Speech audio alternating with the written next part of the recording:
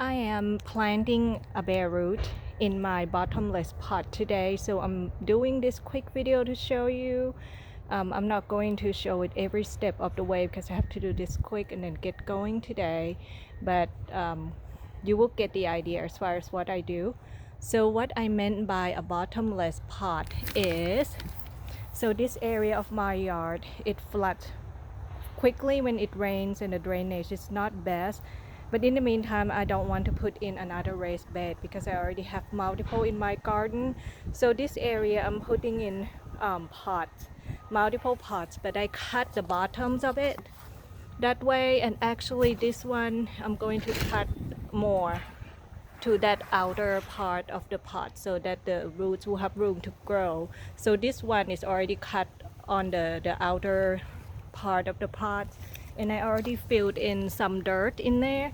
And prior to planting your bare roots, make sure that you soak your roots in the water first, and you can just soak it this area, from this area down all the way to the roots. And I have been soaking this one for almost a week now because I didn't have the time to plant.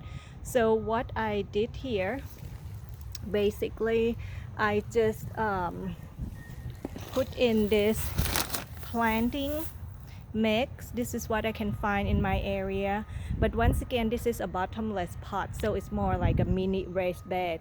If you grow in a pot, you want to use soil mix, okay, or potting soil, because it is going to help with the drainage. But since this is more like a raised bed, mini version of the raised bed, it doesn't matter because eventually the roots going to go down to the ground.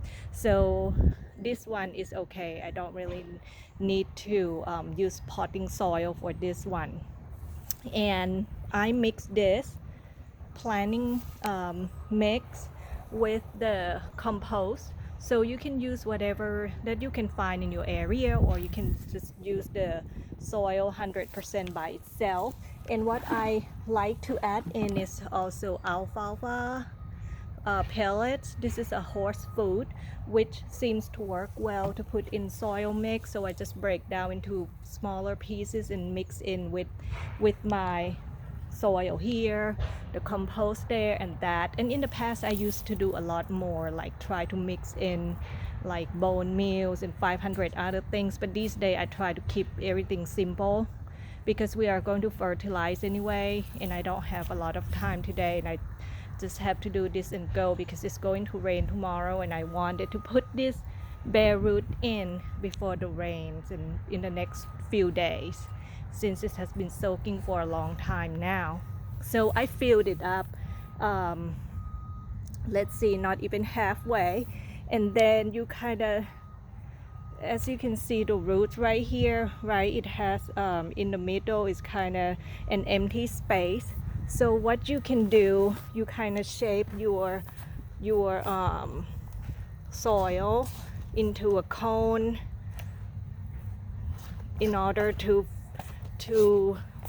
for the to form into the shape of your bare root, right? So it will just sit on top of that. I'm not sure how well you can see. Here you go.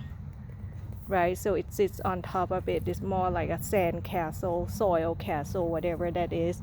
Let that sit there. And then the bud union, this is where the grafted area of your roses. Some people like to bury the bud union, some don't, and it has been a big debate. And for me personally, I don't see any difference.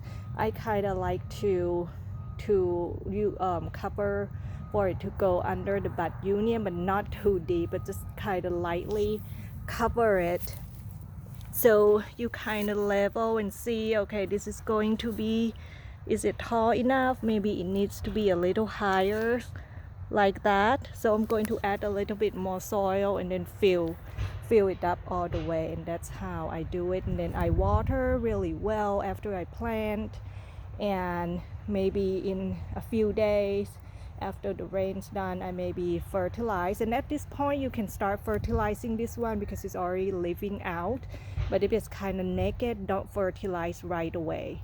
That means your rose is not ready yet. But once it starts leaving out like this one, then it's good to go.